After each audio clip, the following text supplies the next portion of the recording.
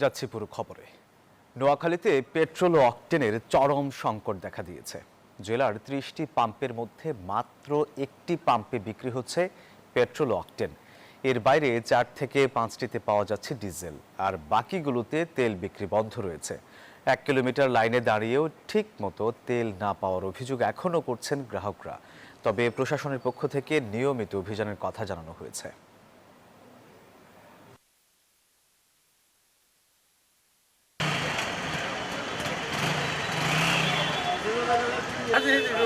আমি 200 টাকার তেল দিয়ে কি করবো? কত কিলো যাইতে হবে? 70 কিলো।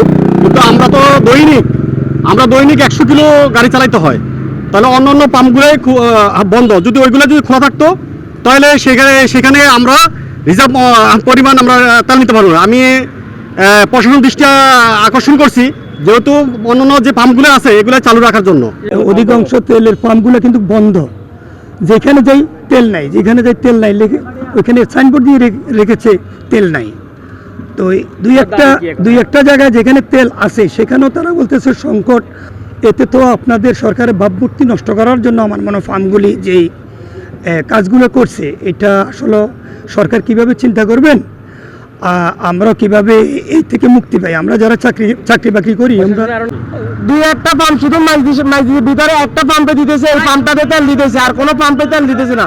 সবগুলো তেল পাম্প বদ্ধ, অনির্দিষ্টকালের জন্য বদ্ধ। ওনারা বোর্ড লাগাই দিয়ে রাখতেছে যে অনির্দিষ্টকালের জন্য বদ্ধ। আমি কালকে তেল পাম্পে গেছি, ওনারা বলতেছে যে তেল কবে দিবে, এটা কোনো শিওর না। এটা কি কোনো কথা?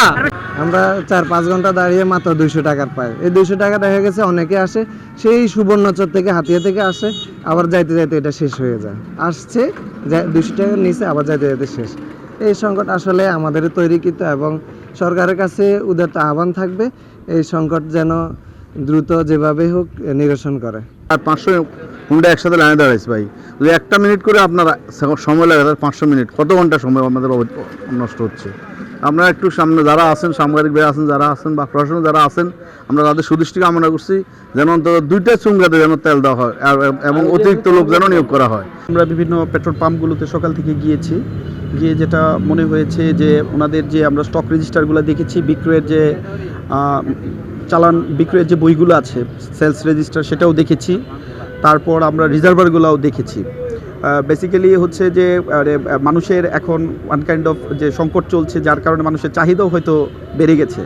তো চাহিদার সাথে যোগানের যে একটা ফারাক, সেটা আমাদের কাছে মনে হয়েছে জনগণের চাহিদার সাথে। আমরা সবগুলো রিজার্ভেই দেখেছি, তো সবগুলো পাম্পেই মোটামুটি চলছে।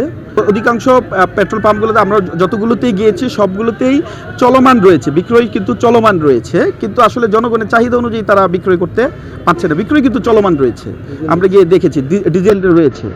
ডিজেল বিক্রয় কিন্তু চলমান রয়েছে নোয়াখালীতে, যেটা আমরা দেখতে পেরেছি।